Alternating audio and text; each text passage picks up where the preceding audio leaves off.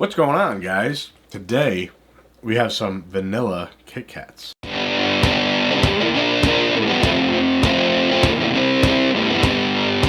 Alright guys, vanilla Kit Kat time. This is a king size bar.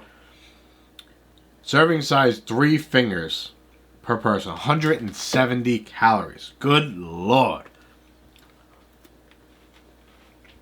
But it is going to be enough vanilla. It's definitely vanilla. It's definitely good. I mean, there's a Kit Kat with vanilla chocolate. There's like a vanilla white chocolate. Or vanilla flavored white chocolate. Is that better?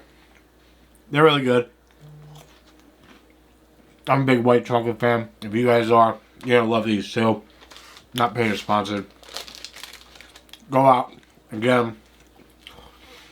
You can't beat it. They're good. Just get them. We don't need to drag this out any more than what we have to. Vanilla Kit Kat. It's good. Buy it. You guys like food reviews? Check out the food review playlist section. And thank you guys for watching. Take care.